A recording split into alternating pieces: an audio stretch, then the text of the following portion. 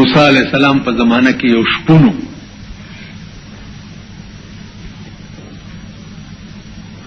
اشپون چرته اوریدلی موسی علیہ السلام نه چې داسې الله یو ذات ته د دومره کمالات مالک ته د دومره صفات مالک ته وغیرہ وغیرہ. او شپون خو چونکې د شپون قلو هغه دا خیال کړی دی چې دا الله بم چرته د انسانانو غوندې یو لوی انساني نو هغه به وی چې یا الله ته به چرته یې زما خو ډېر خوښ یې جامې به دې خیرنې شوي چې درته یې لګي ووینځم یا الله ته به چرته یې زما د دې ګډو د چلو ډېر ښه پی دي چې دا در باندې اوس کما یا الله ته د دې ټول کائنات تصرف کوي ته به چرته یې ستړی شوی به چې لږه چاپي دې وکړم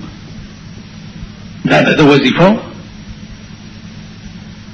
چرته موسی علیہ السلام په لاره تېرېدو پې راپېښ شو چې دا یې واورېده نو ورته ویل و بېړه دې غر کشه دا څه وی ویلې ولې خدای خوراک کوي خدای ستړی کیږي قرآن کې راځي کنه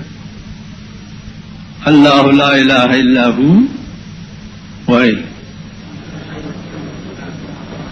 نازیزانو لا تاخذه سنه ولا نوم الله پاک له خوب ورزي او نستړی کیږي.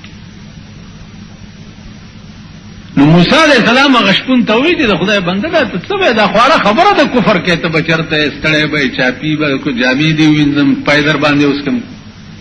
ناشپون ورته وی چې زه خو ساده غوندې ما نو موسی علیہ السلام ته وی چې والله کا نور پويږي ولې کافر شوی بس ګډو چیلای په دې پرې خو لار یو کنده کې سملاستو چې وا خدای نو زه خو پتا نه ما او ما خو ته یادول استاد پیغمبر ویلی چې ته کافر شو او زه څه وکړم نو مولانا روم وایي چې وحی آمد سوی موسی از خدا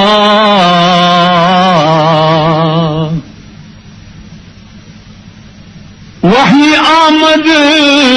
سوی موسی از خدا بندے مارا چرا کر دی جدا. موسی علیہ السلام ته وحی وشوا چې موسی ازما یار دی ولی ما نه جدا کو خدای ورته وایي چې ازما یار دی ولی ما نه جدا کو دا شپون خو خدای وی زما یارو. موسی علیہ السلام حیران